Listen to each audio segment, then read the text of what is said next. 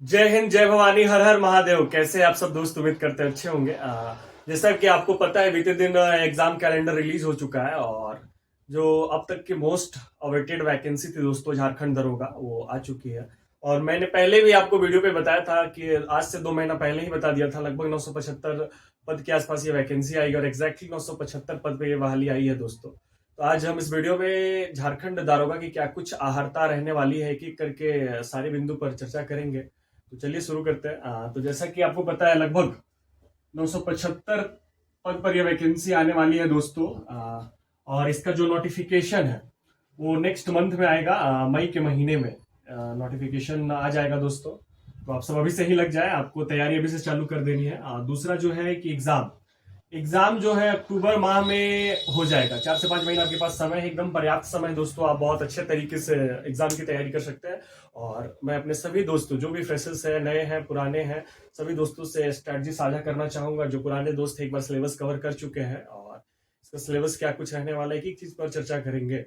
आपको किसका कोर्स लेना है, नहीं लेना है, सेल्फ स्टडी करना है, सारा कुछ इस वीडियो पे चर्चा करेंगे। तो उससे पहले देख लेते हैं, एग्जाम जो है आपका अक्टूबर माह में होगा और जो रिजल्ट जनवरी 2026 में आएगी। हालांकि यहाँ पे जो है मिस प्रिंट हो गया है, थोड़ा सा 2025 लिखा हुआ है, लेकिन जो रिजल्ट है वो जनवरी 2026 में आएगा दोस्त। ये तो रह गई मूल बातें जो कि एग्जाम कैलेंडर में दिया हुआ है। अब इससे इतर झारखंड दरोगा को लेकर क्या कुछ आहर्ताएं रहने वाली है, दौड़ कितना रहने वाला है, शारीरिक मापदंड कितना कुछ रहने वाला है। और जैसा कि आपको पता है, ये बहाली पिछले बार जब आई थी तो वो 2017 में आई थी, लगभग 8 साल हो चुके हैं दोस्तों। उसके बाद ये बहाली फिर से आ रही है। तो जो भी छात्र, जो भी भाई, जो भी दोस्त वर्दी की चाहत रखते हैं, उन लोगों के लिए एक सुनहरा सा गोल्डन सा अवसर है। आप जरूर से इस अवसर का फायदा उठाएं और एक प्रॉपर स्ट्रैटेजी क्या कुछ होना चाहिए दरोगा निकालने के लिए, कहाँ से तैयारी करें, कैसे तैयारी करें, सारे चीज मैं आपको एक एक करके बताऊंगा। उससे पहले आते हैं आखिर झारखंड दारोगा को लेकर क्वालिफिकेशन क्या कुछ रहने वाला है दोस्तों। तो जो क्वालिफिकेशन है, मिनिमम क्वालिफिकेशन आप ग्रेजुएट होने चाहिए, केंद्र अथवा राज्य सरकार द्वारा मान्यता प्राप्त विश्वविद्यालय अथवा संस्थान से स्नातक की डिग्री होनी चाहिए। आप कोई भी केंद्र या राज्य के जो भी मान्यता प्राप्त संस्थान से ग्रेजुएट होने चाहिए। दूसरी चीज, एज कितना कुछ रहने वाला है, जो सबसे बड़ा प्रश्न है कि एज क्या कुछ रहने वाला है। जब ये बहाली पिछली बार आई थी तो उसमें जो एज था वो 21 से 26 साल था दोस्तों। तो आपको परेशान नहीं होना है, क्योंकि बहुत सारे छात्र ऐसे हैं जो 2017 में जब ये बहाली आई थी तो उस समय अंडर एज थे और अभी ओवर एज हो जा रहे हैं। आपको एज रिलैक्सेशन जरूर से मिलेगा, रिलैक्सेशन मिलेगा, तो आप परेशान ना हो। एज रिलैक्सेशन जरूर से मिलेगा, तो आप परेशान ना हो, बस धैर्य बनाए रखें। 21 से 26 साल होने वाली है दोस्तों। और हमारे जितने भी भाई है ओबीसी, उन लोगों को तो एज में छूट जरूर से मिलता है 2-3 सालों का। एसटी भाइयों को भी मिलेगा, एससी भाइयों को भी मिलेगा। जो जनरल वाले हैं, या तो आपका एज 21 से 26 रहेगा, या फिर जो बिहार दरोगा जो पैटर्न है 30-35 प्लस रहता है, 30 प्लस, तो वो वाली एज होगी। अब ये देखना, ये सारा कुछ नोटिफिकेशन में क्लियर रहेगा। लेकिन जो एज की गणना होगी, अभी जो वैज्ञानिक सहायक आया है उसमें 1/8/2024 से गणना हो रही है दोस्तों। हालांकि दरोगा में जरूर से छूट मिलेगा और हम लोग प्रयास करेंगे कि जो इसकी गणना हो 2019 से किया जाए। और अगर 2019 ना भी मिले तो जरूर से 2020 या 21 जरूर से होगा। और ये नोटिफिकेशन में सारा कुछ क्लियर हो जाएगा, तो आपको हड़बड़ाने की जरूरत नहीं है, जरूर से आपको रिलैक्सेशन मिलेगा। लगभग 8 साल बाद ये बहाली आ रही है दोस्तों, 8 साल बाद। जितने भी छात्र परेशान हो रहे, परेशान होने की जरूरत नहीं है, तो आपका ये यही रहेगा। तीसरी चीज, शारीरिक मापदंड। तो जितने भी हमारे अनारक्षित भाई है, पिछड़ा वर्ग, जनरल जनरल और ओबीसी वालों का जो मिनिमम हाइट है 160 सेंटीमीटर रहने वाला है। और जो सीने का माप है वो 81 सेंटीमीटर रहेगा दोस्तों, 81 सेंटीमीटर। और जो हमारे एसटी और एससी भाई है, उनके लिए जो ऊंचाई रहेगा, हाइट, वो 155 सेंटीमीटर रहेगा। और जो सीने का माप है वो 79 सेंटीमीटर। तो आप सब सारे कोई देख लेंगे। जो महिलाएं, महिला लोगों के लिए, बहन लोगों के लिए जो मिनिमम हाइट है, सारे कैटेगरी के लिए, ऑल कैटेगरी, जितने भी कैटेगरी, सारे कैटेगरी के लिए 148 सेंटीमीटर रहने वाला है और इनके सीने का माप नहीं किया जाएगा। तो ये रह गया शारीरिक मापदंड। आप देख ले जो भी इस क्राइटेरिया में फिट बैठते हैं, पहले से ध्यान देना है आपको, क्योंकि इसमें थोड़ा सा फिजिकल होगा, मेडिकल होगा, सारा कुछ होने वाला है दोस्तों। और इसके बाद हम लोग देखेंगे कि दौड़ दौड़ कितना रहने वाला है। तो जैसा कि आपको पता है, जो नया जो पुलिस नियमावली बना है, पुलिस बहाली, जिसमें कि जो एक कांस्टेबल का कांस्टेबल का जो दौड़ है वो 1600 मीटर कर दिया गया है दोस्तों, और समय जो है 6 मिनट दिया गया कांस्टेबल में।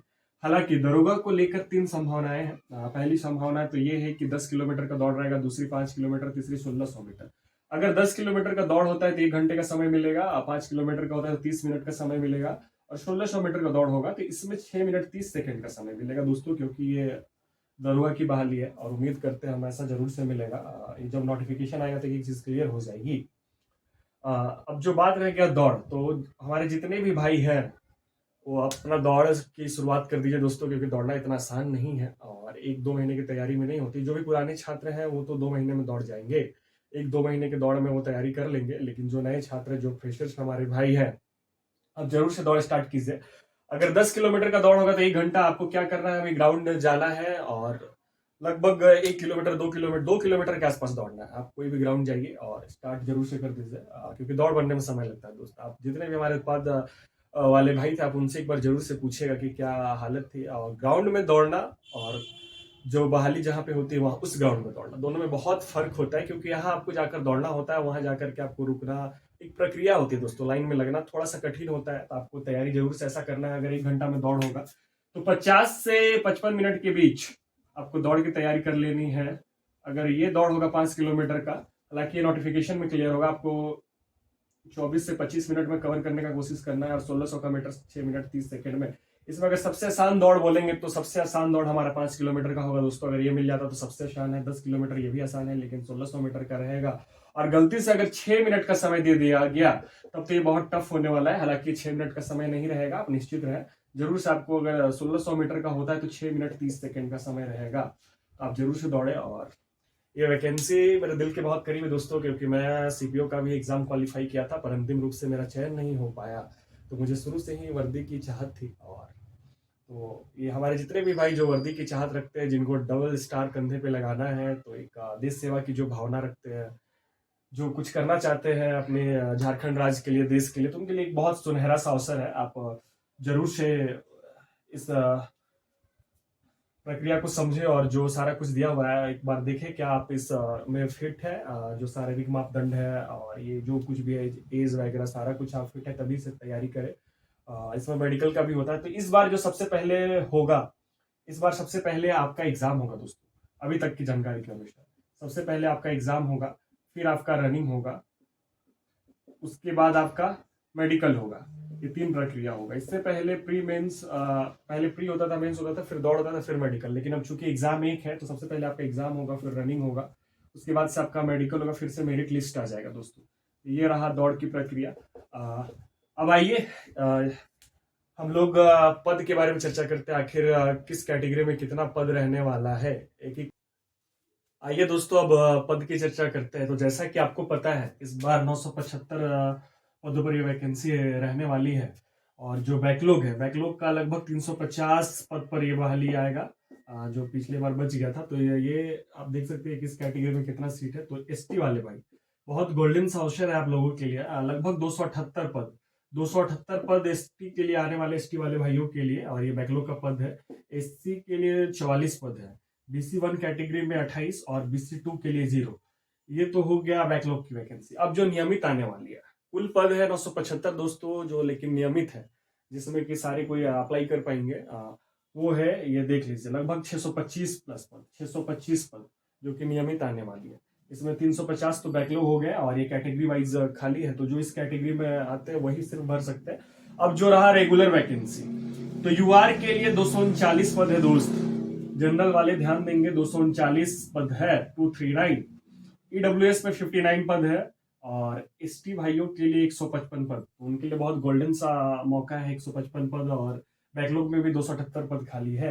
एससी का लगभग 60 पद है, BC1 के लिए 47 पद, और BC2 के लिए 36 पद। ये देख सकते हैं, ये जिला इकाई में रहने वाली है दोस्तों। अब चर्चा बात करते हैं कि जिला इकाई आखिर क्या होता है। जिला इकाई, आप जिला में पदस्थापित किए जाइएगा।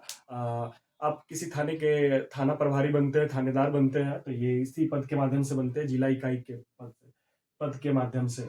और इस 625 में ये दोनों रहने वाला, जिला इकाई और सार्जेंट। अब तक की जो सूचना है उसके अनुसार ये 2 पद है। स्पेशल ब्रांच का कोई भी खबर नहीं है, हालांकि नोटिफिकेशन में ज्यादा क्लियर हो पाएगा।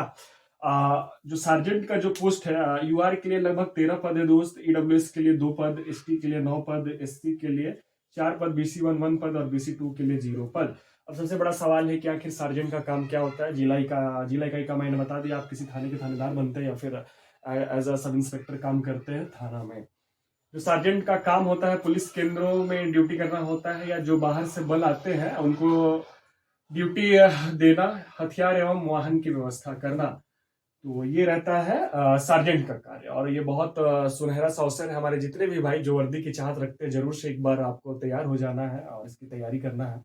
हालांकि ये पद थोड़े कम है दोस्त, क्योंकि 2017 में जब ये वैकेंसी आया था तो लगभग 3000 प्लस पद आए थे, और 400-500 के आसपास जो है पद वो खाली भी रह गए थे। तो वही बैकलॉग में अभी आ रहा है, तो उसके मुकाबले थोड़ा सा तो पदों की संख्या में कमी आई है, थोड़ा क्या बहुत ही आई है। अब हम लोग चर्चा करेंगे आखिर इसका जो सिलेबस वो क्या कुछ रहने वाला है। तो जैसा कि आपको पता है, 2017-18 में जो एग्जाम हुआ था उसमें हालांकि प्री मेंस प्लस दौड़ था।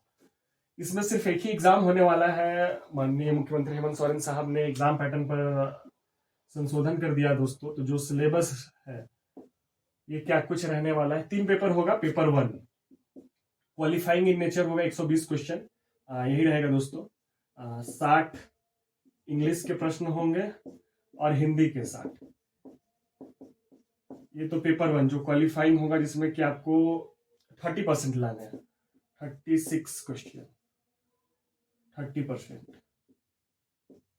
क्वालिफाइंग। और इसको बहुत ध्यान से पढ़ना है, क्योंकि बहुत सारे जो सीजीएल वाले भाई हैं वो इसी पेपर में फेल कर गए। उनका नंबर जरूर से बहुत अच्छा आ रहा था, लेकिन इस पेपर जो क्वालिफाइंग पेपर था, पेपर 1, वो बहुत हार्ड था दोस्तों।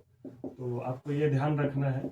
आपका जो मेरिट बनेगा वो पेपर 2 से बनेगा। पेपर 2 में आपका क्या रहेगा, तो रीजनल लैंग्वेज रहेगा। जो भी आप लैंग्वेज भाषा लेंगे, जैसे हिंदी, खोटा, नागपुरी, पंच परगनिया, उर्दू, संथाली, कुरमाली, जो भी आपको लेना है, 15-16 भाषा, 19 भाषा के आसपास, 18-19 भाषा जो भी आपको लेना है आप अपने अकॉर्डिंग चूज कर लीजिएगा। खोटा हो गया। इस तरह इसमें कुल 100 प्रश्न होंगे, 100 क्वेश्चन। और पेपर 3 इसमें जो आपका एक जीएस का पेपर रहेगा, इसमें 150 क्वेश्चन होंगे दोस्तों। मेरिट आपका यहीं से बनना है। Paper 1 plus paper 2, paper 2 plus paper 3 से 250 क्वेश्चन। एक क्वेश्चन 3 मार्क्स के होंगे, तो इस तरह से 750 नंबर ये रहने वाला है। अब सबसे बड़ा सवाल ये आता है कि तैयारी कहाँ से करें। बहुत सारे जो भी हमारे बिगिनर्स भाई हैं, फ्रेशर्स हैं, तैयारी कैसे करें, क्या कोर्स लेना चाहिए, नहीं लेना चाहिए। तो जो मेरी व्यक्तिगत राय है, आपको क्या करना है देखिए। जो भी मैं, क्योंकि मैं सीजीएल भी क्वालिफाइड हूँ दोस्तों, डीबी मैंने करा लिया है, तो मैं अपने एक्सपीरियंस के आधार पे बता रहा हूँ। आपको जो है तैयारी, सेल्फ तैयारी करनी है। और जो भी दोस्त शुरुआत कर रहा है, एक पूरा डिटेल में मैं वीडियो जरूर से नेक्स्ट वीडियो बनाऊंगा कि आपको कैसे तैयारी करना है। कि स्ट्रैटेजी का वीडियो थोड़ा लंबा हो जा रहा है, लेकिन फिर भी मैं यही कहना चाहूंगा कि जितने भी भाई जो फ्रेशर्स है, आप जरूर से एक मैं बुक लिस्ट बताऊंगा, एक प्रॉपर बुक लिस्ट। आप उस बुक लिस्ट को फॉलो करना है और लाइब्रेरी ज्वाइन कर लेना है और सेल्फ स्टडी करना है दोस्तों, क्योंकि सेल्फ स्टडी से अच्छा कुछ भी नहीं होता। और यकीन मानिए आप जरूर से सफलता पाएंगे। मैंने कहीं भी कोचिंग नहीं किया है दोस्तों, मैं खुद की तैयारी से ये सीजीएल एग्जाम निकाला हूँ। और इसमें इस एग्जाम में जो सबसे महत्वपूर्ण रोल अदा करेगा वो आपका पेपर 2 रहने वाला है, रीजनल लैंग्वेज। सीजीएल में मैंने लगभग 98 क्वेश्चन सही किया दोस्तों। मेरा रीजनल पेपर नागपुरी था। तो जो भी छात्र है आप देख लेंगे आपको क्या लेना है। आप जिसमें सहज है, नागपुरी, खोटा, आपको बहुत अच्छे से ये पढ़ना है। और जो आपका सिलेक्शन का लगभग 65 से जो 70% दारोमदार होता है इस पेपर 2 पे है। अगर आपका पेपर 2 आप 90 प्लस करते हैं तो आधा एग्जाम आपका वहीं पे निकल जाएगा दोस्त। बाकी पेपर 3 का एक पूरा प्रॉपर स्ट्रैटेजी वीडियो बनाऊंगा, नेक्स्ट वीडियो में आपको जरूर से बताऊंगा। हमारे सारे भाई तब तक से नजर बनाए रखे, और हमारे सभी भाइयों को जय हिंद, जय भवानी, हर हर महादेव।